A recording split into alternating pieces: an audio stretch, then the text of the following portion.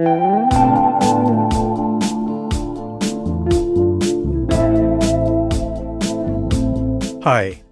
I'm Gregg LeFevre, and this is The Compulsive Storyteller, a collection of short, personal stories about real events from my life that I can't help telling over and over again.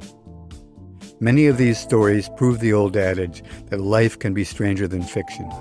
I've decided to make a podcast where with each episode, I retell one of the best of these stories with music and sound. My therapist thinks that maybe in this way, I'll be able to stop compulsively retelling my stories. Well, we'll see about that.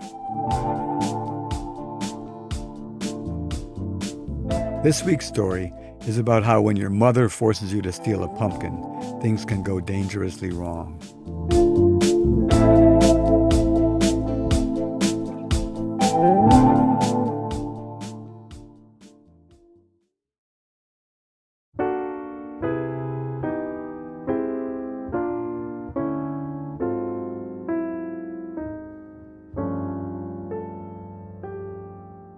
Pumpkin patch.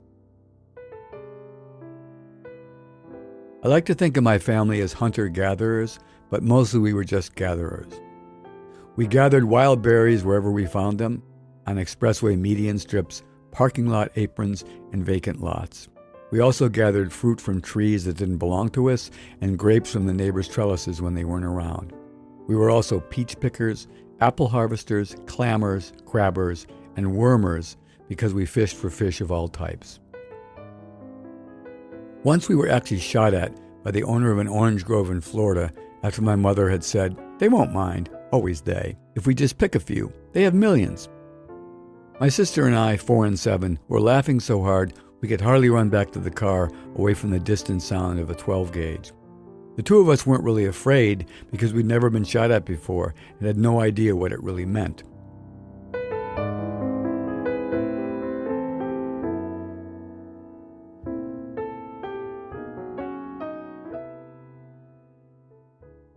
The time I stole the pumpkin perfectly illustrates the family's M.O. I was about 7 years old, and my mom and I were driving somewhere out in the country near Utica, New York. I don't remember exactly where, but I do remember it was just the two of us. It was late autumn before Halloween and late afternoon, a beautiful time of day. All the leaves were off the trees, and we were passing through a vast expanse of already harvested fields, with the chaff and stems and chunks of mud everywhere, between thin pockets of driven snow from an early freak snowstorm. There was a distant gray tree line caught by the last golden rays of the sun below some very dark clouds. A quarter of a mile up the road, across the empty fields, stood a farmhouse and a barn with no one visible outside.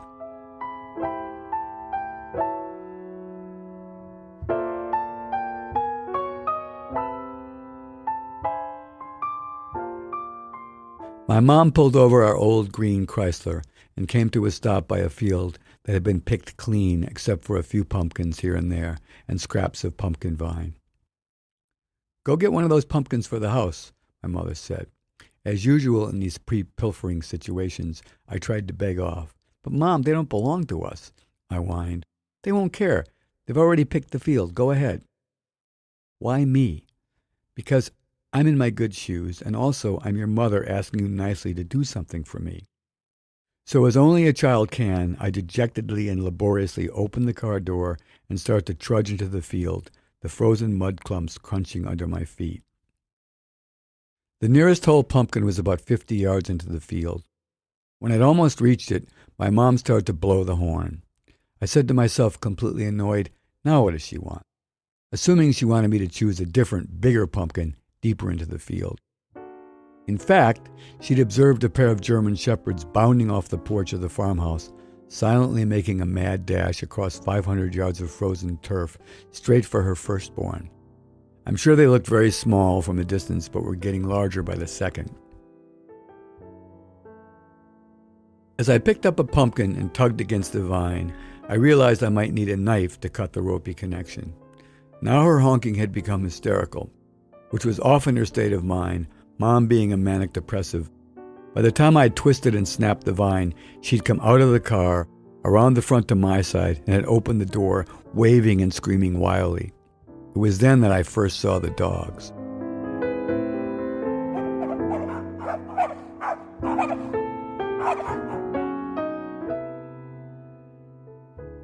They were moving far faster than Lassie or Rin Tin Tin had in the intro shots to 2 dog shows that were popular at the time. I broke into a flat sprint, but had to slow because of the rough terrain. I was doing as best I could, my heart pounding in my ears. In an awkward and completely ineffectual move, I tried to lob the pumpkin in the direction of my pursuers, now closing in from the left at about 100 yards. But it bounced and rolled far short of the target.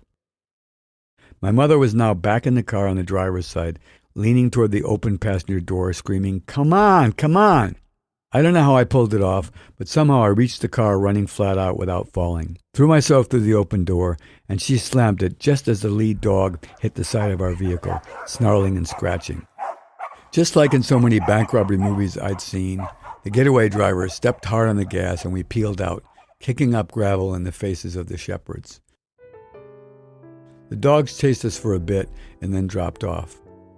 "Boy, that was close," my mom said through a nervous laugh. I didn't respond. I just turned my head away from her, sunk into the seat, and watched through misty eyes as the dogs disappeared into the distance in the rearview mirror.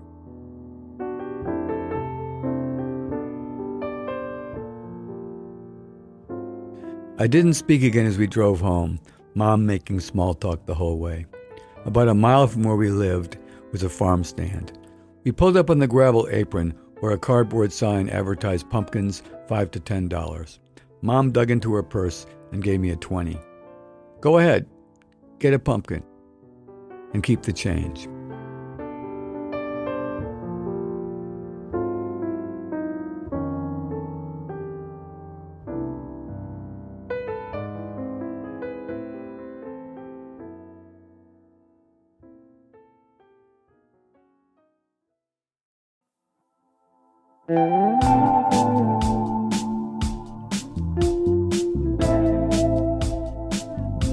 The Compulsive Storyteller is produced by Peter Kokoma and me, Gregg LeFevre. Our theme music was made by Peter Kokoma. If you enjoyed this episode, we'd love your help sharing the show. Please subscribe to The Compulsive Storyteller on Spotify or wherever you listen to podcasts, and it would be great if you'd leave a review. Follow the show on Instagram @TheCompulsiveStoryteller and check out our website for more information at thecompulsivestoryteller.com. Thanks for listening, and if you didn't like this one, the next one will be another story.